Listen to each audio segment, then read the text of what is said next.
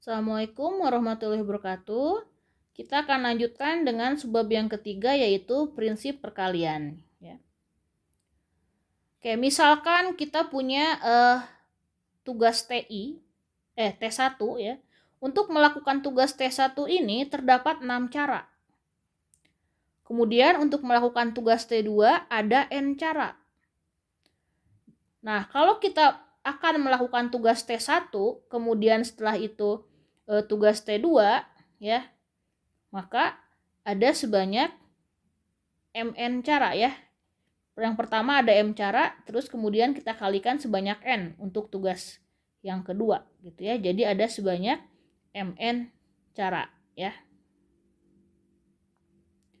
Nah, contohnya di sini misalkan kita ada kota A, kota B, kota C, kemudian kita ingin melakukan perjalanan dari kota A ke kota B, kemudian ke kota C. Dari kota A ke kota B terdapat 3 jalan, 3 rute. Dari kota B ke kota C ada 2 rute. Nah, pertanyaan yang A, gunakan prinsip perkalian untuk menentukan banyaknya cara untuk melakukan perjalanan dari kota A ke kota C melalui kota B. Kita gunakan prinsip perkalian.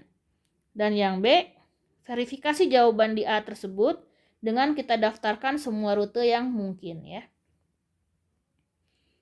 Oke.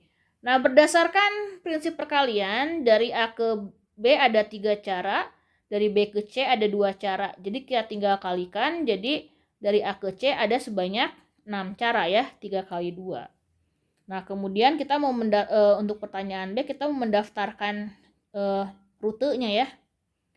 Gitu. Misalkan dari A ke B itu rutenya adalah 1, 2, 3.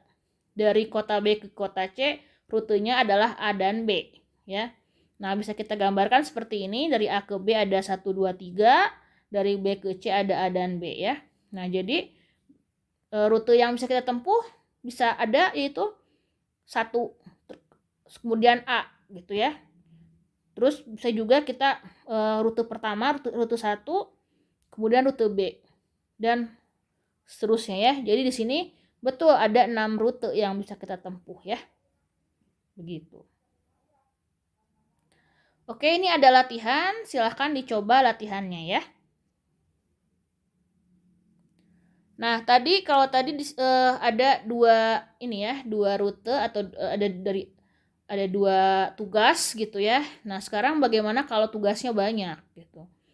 Nah, misalkan untuk melakukan T1 ada N1 cara, T2 ada N2 cara, dan sampai TM ada NM cara. Kalau kita melakukan pekerjaan T1 kemudian kita lanjutkan dengan T2, T3 dan seterusnya sampai TM, maka banyaknya cara untuk melakukan tugas-tugas tersebut ya, yaitu adalah kita kalikan semua ya, yaitu N1 kali N2 sampai dikalikan NM ya.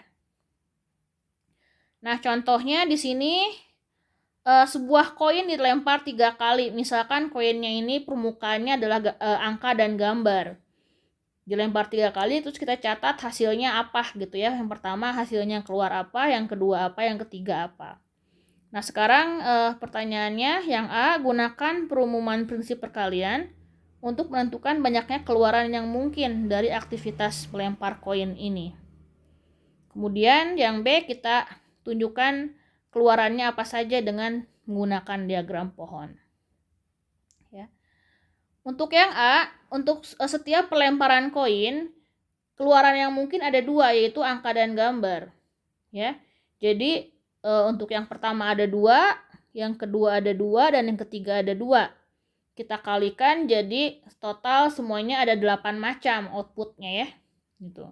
Nah, kita kemudian gambarkan dengan ini ya, diagram pohon. Misalkan A adalah menotasikan keluaran berupa angka, G berupa gambar.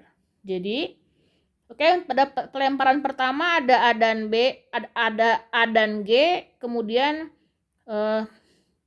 pelemparan kedua juga sama, A dan G, pelemparan ketiga juga sama.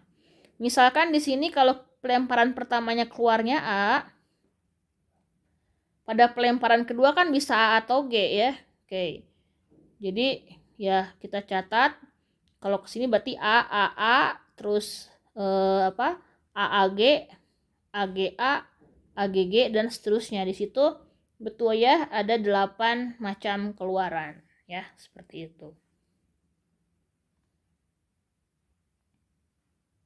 Oke, ini latihan. Silahkan dikerjakan latihannya ya. Oke, kita sudah berada pada akhir subbab 6.3. Terima kasih banyak. Wassalamualaikum warahmatullahi wabarakatuh.